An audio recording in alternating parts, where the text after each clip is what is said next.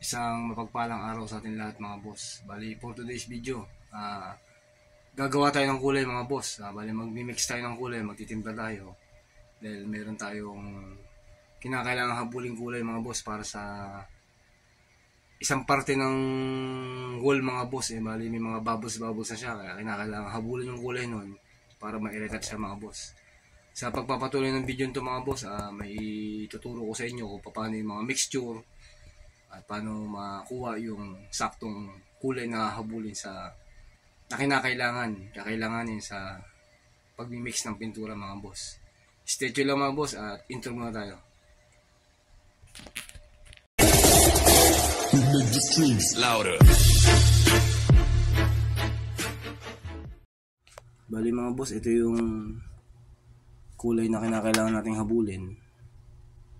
Yan, para siyang para siyang dart na mukha mga boss. Yan. Bali para makuha yung kulay na ito mga boss, magmi-mix tayo ng mga kulay. Bali ang kakailangan nating mga kulay, meron tayong kulay puti dito mga boss. Tapos meron din tayong kulay pula mga boss. Meron din tayong kulay itim.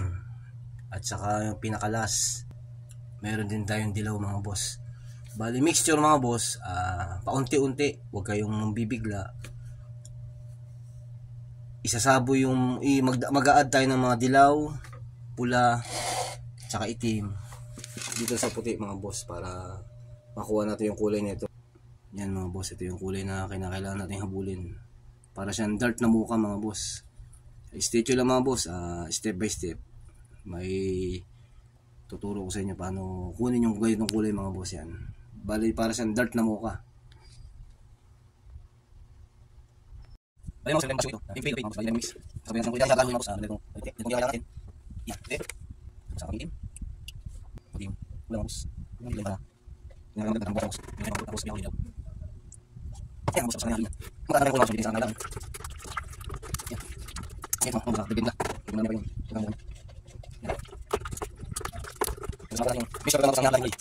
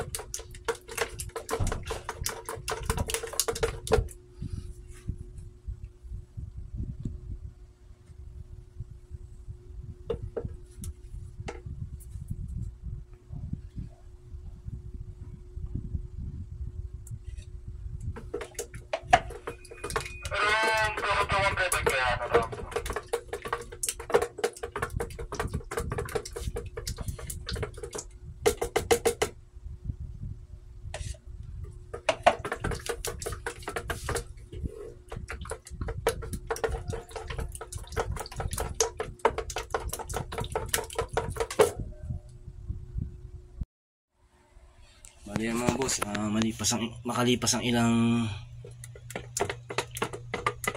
dagdag natin ng mga kulay, nakuha rin natin yung saktong mixture niya mga boss. Bali ito na siya ngayon, yan na.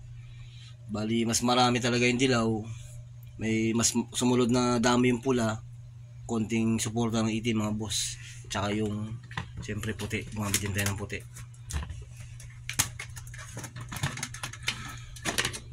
Yan mga boss.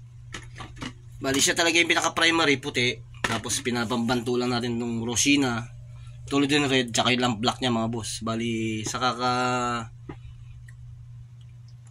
dagdag ng mga kulay, halimbawa kulang ng dilaw, dagdag dilaw, dagdag konting pula, sungkit ng konting itim mga boss. Bali nakuha natin yung saktong mixture. Ito na siya mga boss. Bali i-apply natin siya. Ito na siya ngayon mga boss. I-apply natin siya dito mga boss. Yan mga boss, bali dito natin siya ihahabol mga boss. Yan, kasi meron ditong parting nag-fade na talaga, tapos may kaskas, isa pa to. Yan, dito ko kinuha yung sample natin mga boss. Tinangkap ko to. Bali mamasilya ko muna to, tapos saka ako i-repeat na uli mga boss yung part na may Bali, yung tinipla natin kulay mga boss, para dito yan. Talagang nag-fade na siya, may mga kaskas pa siya. Eh, imbis na magpatimpla pa kami ng kulay mga boss, medyo may kamahalan. Eh, may available naman na paint material din mga boss. Kaya, ako na nagtimpla mga boss. Balikan natin yung tinimpla natin kulay. Bali, yan na siya mga boss. Paano siya? Dark version na mocha mga boss. Bali mocha yung kulay niya na dark version. Ang gumamit lang tayo ng kulay mga boss, mixture. Ulitin natin. Para makagawa ng kulay ng mocha, kailangan natin ng puti, rosina na dilaw, lamp black, tsaka tolodin red mga boss. Yun lang. Bali, add lang kayo ng add mga boss habang halo. Makapapansin nyo naman kung ano yung kulang. Dagdag kayo ng konting dilaw. Mas majority dilaw mga boss eh. Tapos sumusunod na dami yung pula. Konting-konti lang yung itim. Makakagawa kayo ng kulay mocha mga boss. Sa ibang pagkakataon mga boss, magkukontent pa tayo ng ibang kulay. Depende sa hinihinging kulay mga boss. May tutorial, maggagawa rin tayo ng tutorial niyan mga boss. Bali, yun lang muna sa ngayon mga boss. Hanggang sa muli. Ito na siya. Ito yung sample galing dun. Ito yung finished product niya mga boss. Bali, yan siya. Bali, group lang yun. Kaya para medyo iba.